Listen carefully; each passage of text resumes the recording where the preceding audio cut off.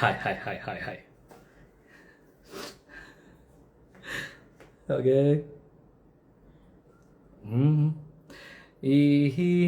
ഒരാൾ വരുന്നു ലൈവിൽ. 5 പേരായി. ഓക്കെ. അപ്പോൾ ഈ ലൈവ് ഞാൻ ഇടുന്നത് എനിക്ക് വീഡിയോ എഡിറ്റ് ചെയ്യാനോ പരിപാടിക്കൊന്നും വലിയ പരിപാടി ഗ്രാഹ്യമില്ല, സമയമില്ല. അതുകൊണ്ട് ചുമ്മാ ഞാൻ ഈ ലൈവായിട്ട് ചെയ്തിടുന്നതിൻ്റെ ഉദ്ദേശം എന്ന് പറഞ്ഞു കഴിഞ്ഞാൽ ഈ വീഡിയോ പിന്നീട് ഇതെൻ്റെ ഇൻസ്റ്റാഗ്രാമിൽ കിടക്കുമല്ലോ. അപ്പോൾ അതിന് വേണ്ടിയിട്ടാണ് ഞാൻ ഈ വീഡിയോ ഇടുന്നത്. തുടക്കം നമുക്കിങ്ങനെ ഒരു സാധനം കേൾക്കാം. മക്കളെ നമുക്ക് പോയി നല്ല കമന്റ്സ് ഇട്ട് കൊടുക്കാം. ഇവന് കുറച്ച് എത്ര നന്നായിട്ട് ജാസ്മിൻ ഗെയിം കളിച്ചാലും പറയും ഇവൻ പറയില്ല.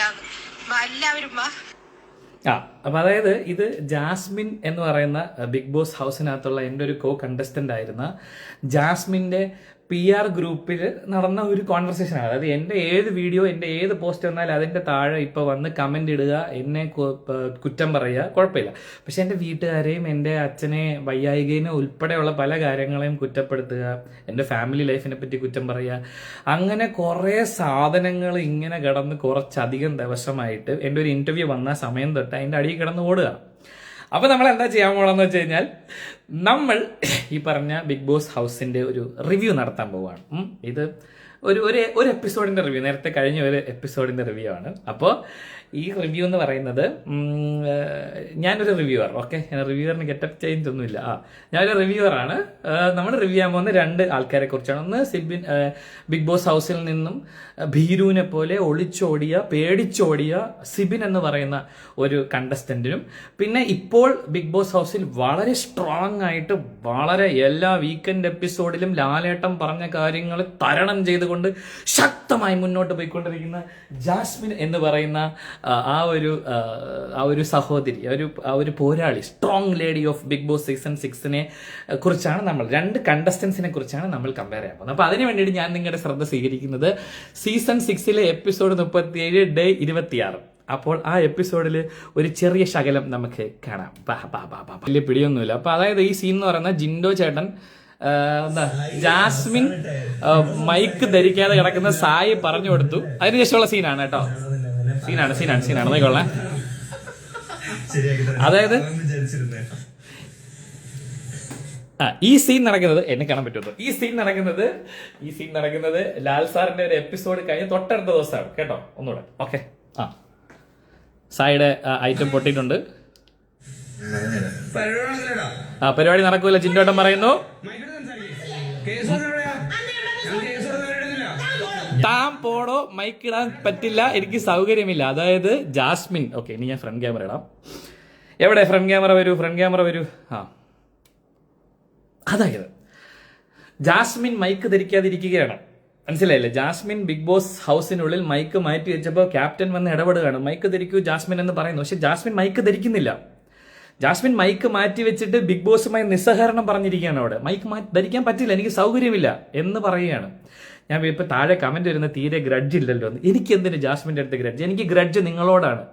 ജാസ്മിനെ വിജയിപ്പിക്കാൻ അഘോരാത്നം പ്രയത്നിക്കുന്ന ജാസ്മിൻ്റെ PR ടീമിനോട് എനിക്ക് ഗ്രഡ്ജുണ്ട്. നീയൊക്കെ കാണിക്കുന്ന തോന്നിവാസത്തിന് എനിക്ക് ഗ്രഡ്ജുണ്ട് നിന്റെ അടുത്തൊക്കെ. ആ കൊച്ചു അന്തസ്സായിട്ട് അകത്ത് നിന്ന് ഗെയിം കളിക്കുന്നുണ്ടെങ്കിൽ, ആ ഗെയിം നല്ലതാണെങ്കിൽ, അത് നാട്ടുകാർക്ക് ഇഷ്ടപ്പെടുമെങ്കിൽ ആ കുട്ടി വിന്നറാവും. അതിന് നിങ്ങൾ ഈ വെളിയിൽ കിടന്നിട്ട് വെറുതെ ബാക്കിയുള്ളവന്മാരെ നെഞ്ചത്ത് തരണം. നമുക്ക് റിവ്യൂയിലേക്ക് തിരിച്ചു വരാം. അപ്പം ജാസ്മിൻ ഇപ്പോൾ പറയുകയാണ് എനിക്ക് മൈക്ക് ധരിക്കാൻ സൗകര്യമില്ല.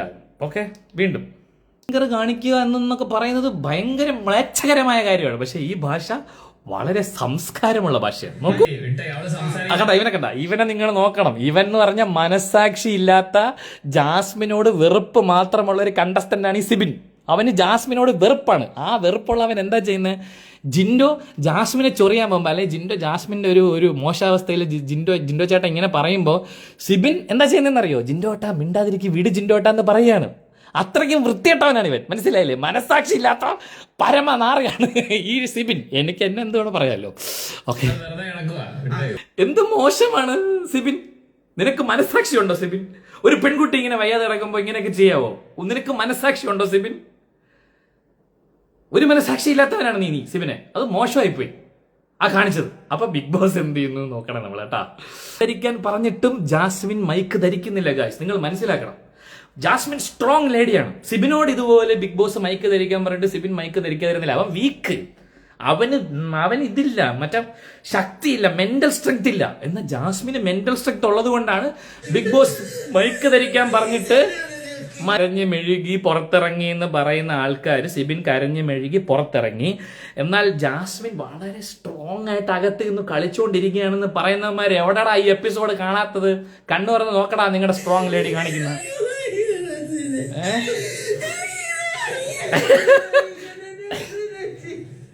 ആ വാവ്.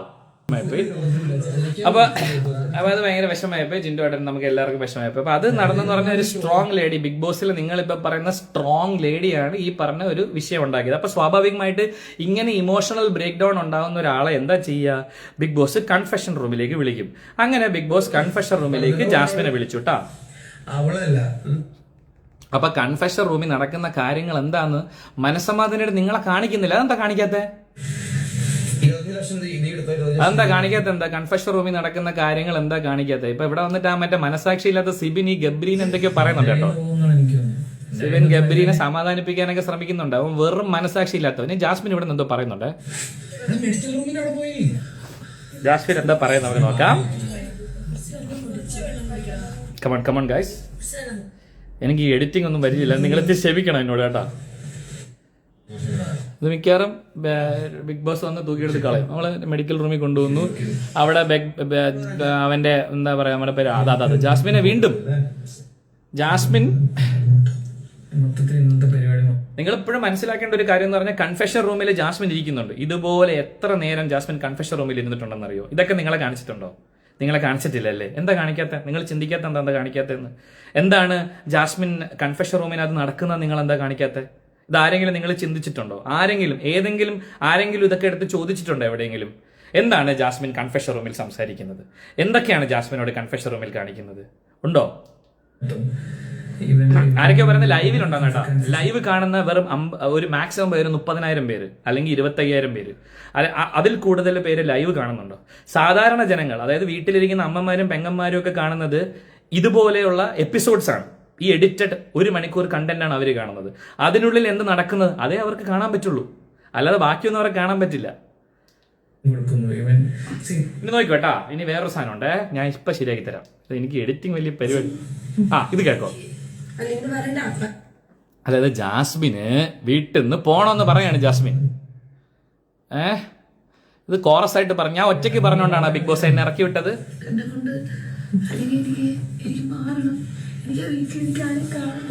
ഇതല്ലേ ഞാൻ പറഞ്ഞത്.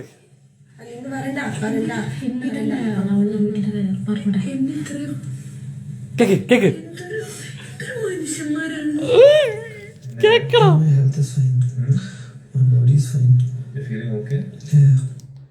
ഇതൊക്കെ വിട്, നമ്മുടെ ചെറുക്കൻ പാവം.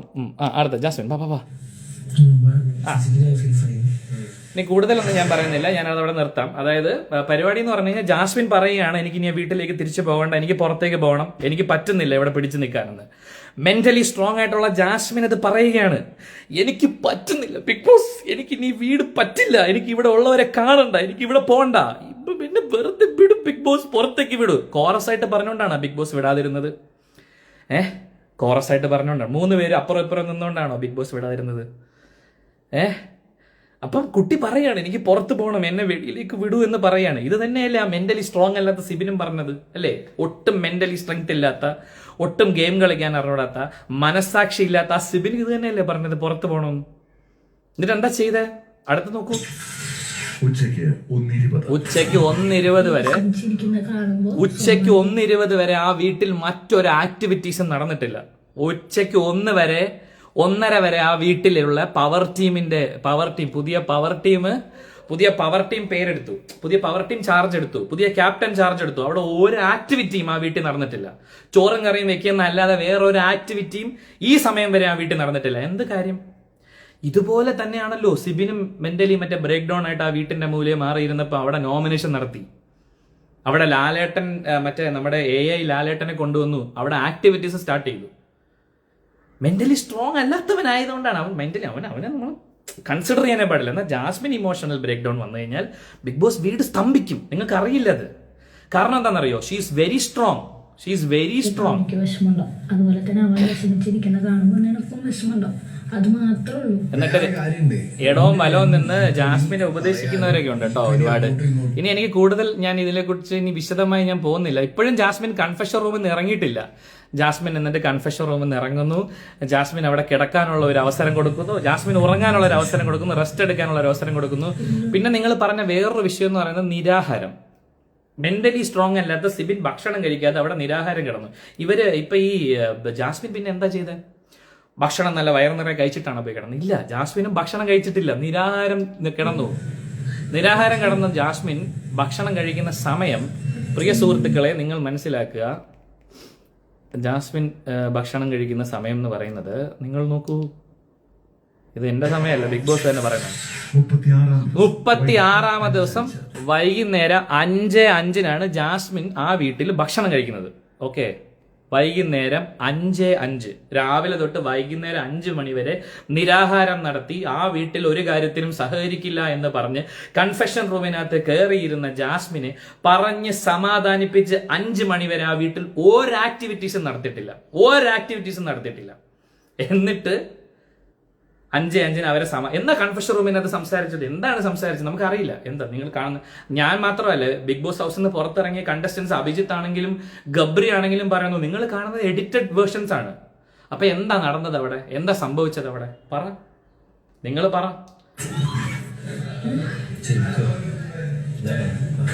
അവര് സന്തോഷം, അവര് ഹാപ്പി ആയിട്ടാ, അവര് ഹാപ്പിയാണ്. ആരടാ പറഞ്ഞ സഹകരിക്കില്ലെന്ന് പറഞ്ഞിട്ടില്ലെന്ന്? സഹകരിക്കാത്തതുകൊണ്ടല്ലടാ മൈക്ക് മാറ്റി വെച്ച് മാറിയിരുന്നത്. ഇപ്പൊ ഒരുത്തൻ കമന്റ് അടിച്ച് ജാസ്മിൻ ലവർ ആണെന്ന് തോന്നുന്നു. സഹകരിക്കാത്ത ആളല്ലേ മൈക്ക് മാറ്റി വെക്കുന്നേ?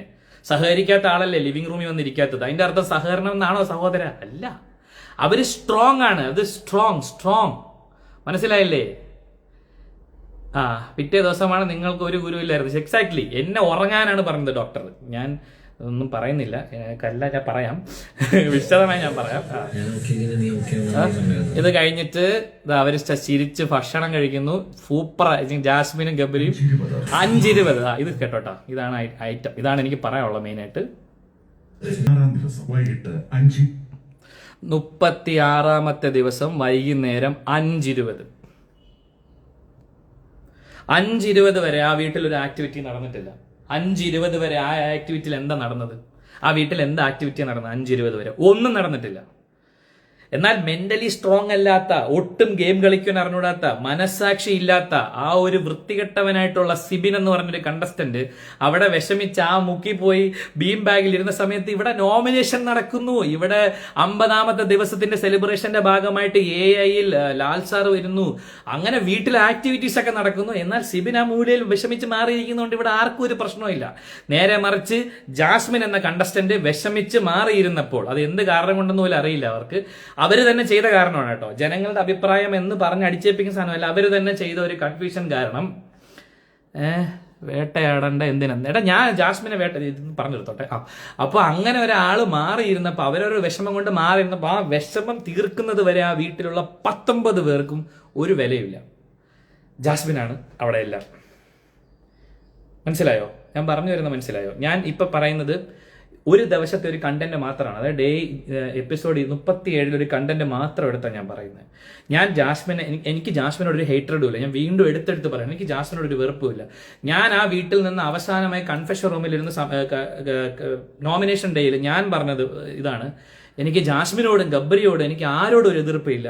എനിക്ക് എതിർപ്പ് പുറത്തുള്ള മറ്റു ചിലരോടാണ്. ഞാൻ വളരെ ക്ലിയർ ആയിട്ട് ഞാൻ വീട്ടിൽ നിന്ന് പറഞ്ഞിട്ടാണ് ഞാൻ ഇറങ്ങിയത് അവിടെ നിന്ന്.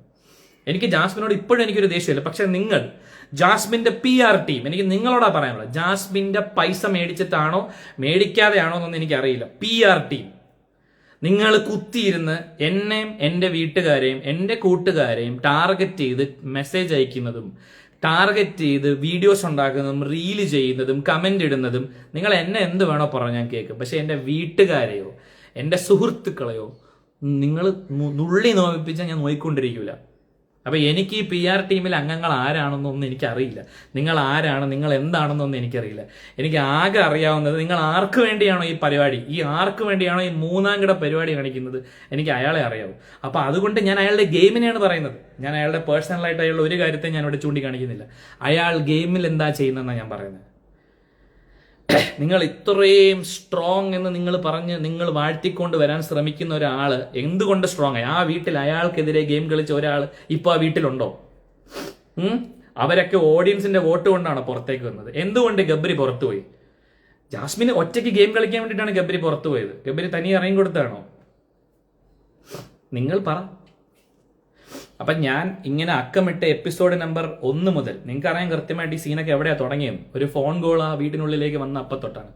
അന്ന് മുതലുള്ള കാര്യങ്ങൾ ഞാൻ പറയാൻ തുടങ്ങിക്കഴിഞ്ഞാൽ വളരെയധികം ബുദ്ധിമുട്ടുണ്ടാകും. അത് ഈ ജാസ്മിൻ എന്ന കണ്ടസ്റ്റന്റിനല്ല,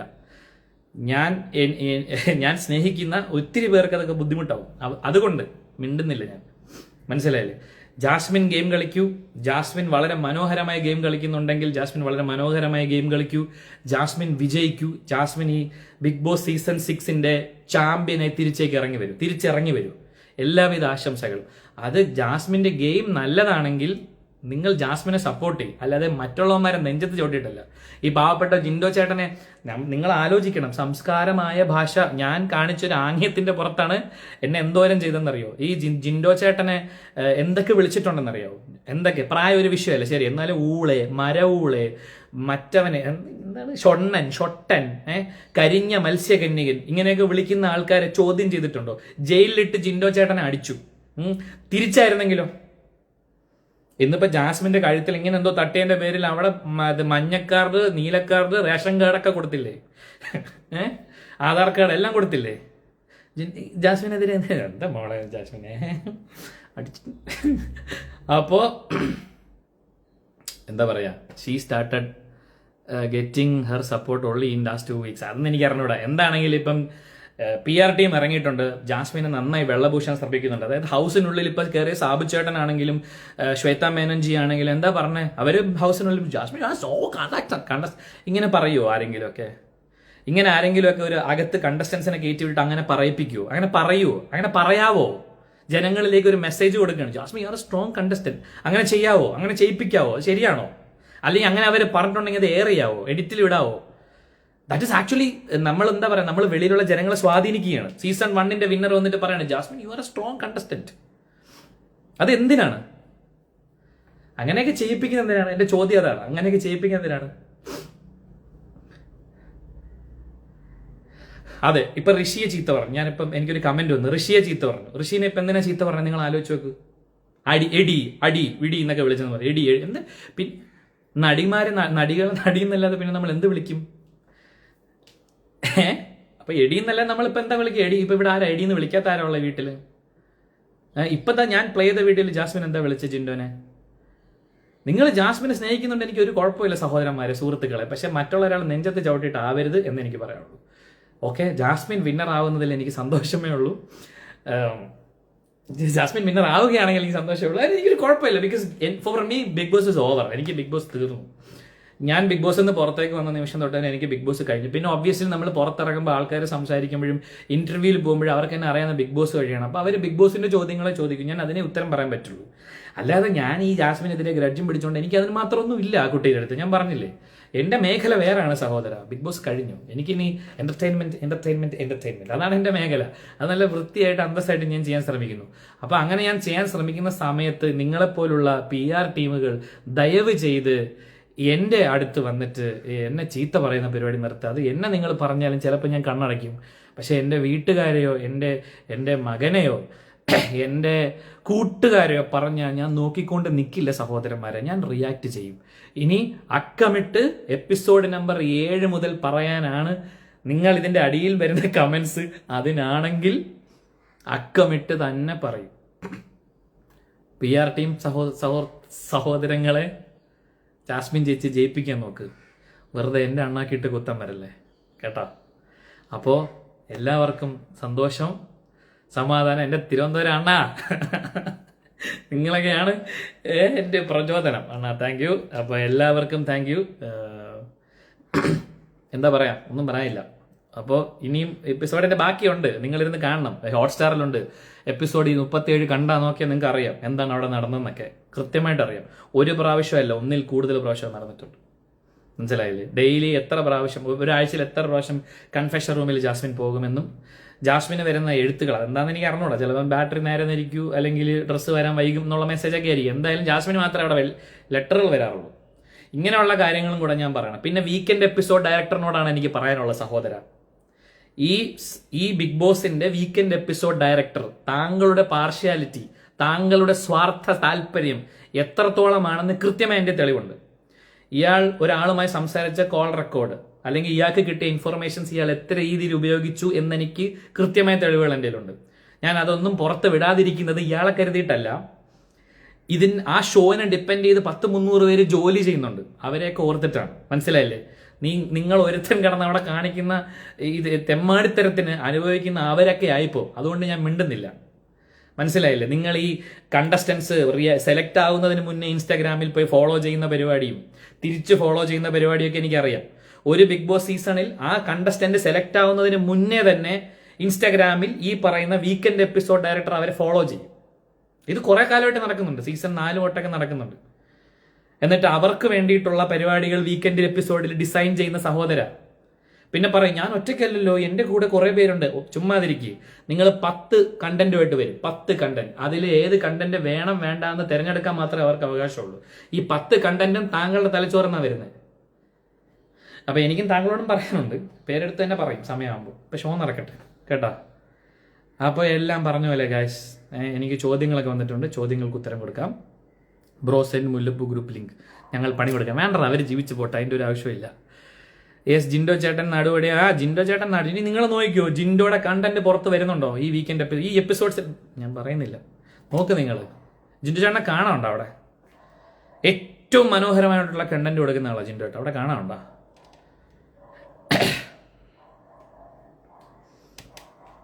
അപ്പം ശരി എന്നാ, എല്ലാം പറഞ്ഞ പോലെ. ഇനിയിപ്പോൾ എനിക്ക് ഒരുപാട് കോൾ വരും ഈ ലൈവിൻ്റെ പുറകെ. ഒരുപാട് കോൾസും വരും. ഞാൻ മിണ്ടാണ്ടിരുന്ന, എനിക്ക് ആരോടും ദേഷ്യമില്ല. ജാസ്മിൻ PRT നിങ്ങളാണ് എൻ്റെ വാദർപ്പിച്ചത്. കാര്യം എനിക്ക് സമാധാനമില്ല ബ്രോ. നിങ്ങൾ അയച്ച കമന്റും പരിപാടികളൊക്കെ സ്ക്രീൻഷോട്ട് വരുന്നത് ഇങ്ങനെയൊക്കെയാണ് വരുന്നത്. എനിക്ക് ഭയങ്കര ബുദ്ധിമുട്ടുണ്ട്. എന്നാ എനിക്ക് കോൾ വന്നു തുടങ്ങി. ഈ ലൈവ് ഞാൻ ഡിലീറ്റ് ചെയ്യില്ല. ഈ ലൈവ് ഇവിടെ കിടക്കണം. അപ്പൊ പൂജ പറഞ്ഞൊരു കാര്യം ഞാൻ എടുത്തു പറയാം. എന്താണ് ഇപ്പം ജിൻഡോ ചേട്ടനെ അടിച്ച പരിപാടി, ചേട്ടൻ റിയാക്ട് ചെയ്യും കേട്ടല്ലോ. ആരുടെ അത്? എനിക്കുള്ളതല്ലേ. അപ്പോൾ എല്ലാം പറഞ്ഞ പോലെ ഗായ്സ്. അപ്പോൾ ബിഗ് ബോസ് റിവ്യൂ കേട്ടതിന് എല്ലാവർക്കും നന്ദി. അപ്പോൾ ഞാൻ ഇപ്പോൾ ഈ ബിഗ് ബോസ് റിവ്യൂയിലൂടെ നിങ്ങളോട് പറയാൻ ഉദ്ദേശിച്ച കാര്യം ഇതാണ്. ഏറ്റവും സ്ട്രോങ്ങസ്റ്റ് കണ്ടസ്റ്റന്റ് ആണ് ജാസ്മിൻ. നിങ്ങൾ മനസ്സിലാക്കുക. ജാസ്മിനെ നിങ്ങൾ സപ്പോർട്ട് ചെയ്യാൻ പോവുക. ഏറ്റവും വീക്കെൻഡ് കരഞ്ഞ് മെഴുകി അവിടെ കിടന്ന് അങ്ങനെ മെഴുകിയ സാധനം കവറിലിട്ട് വെച്ചിട്ടുണ്ട്. ജാസ്മിൻ PR വേണമെങ്കിൽ വരാം, കവറിലാക്കി ഓരോരുത്തർക്കും തരാം. അപ്പോൾ കരഞ്ഞ് മെഴുകി ഇറങ്ങി വന്നവനാണ് സിബിൻ. അപ്പോൾ നിങ്ങൾ ആ കരഞ്ഞ് മെഴുകിയ സിബിൻ്റെ പുറകെ പോകാതെ സ്ട്രോങ് ആയിട്ടുള്ള ജാസ്മിൻ്റെ പുറകെ പോകൂ. ജാസ്മിനെ വിജയിപ്പിക്കാനുള്ള പരിപാടികൾ ചെയ്യൂ. കേട്ടോ മക്കളെ? അപ്പോൾ ഇന്നത്തെ റിവ്യൂ അവസാനിച്ചിരിക്കുന്ന. എല്ലാവർക്കും നന്ദി. കൂടുതൽ റിവ്യൂകൾ ഈ വീഡിയോയുടെ താഴെ വരുന്ന കമൻറ്റുമായി ബന്ധപ്പെട്ടിരിക്കും. എല്ലാവർക്കും നന്ദി, നമസ്കാരം, താങ്ക് യു. സബ്സ്ക്രൈബ് ബെല്ല് അതൊക്കെ അടിക്കണേ. Okay, by.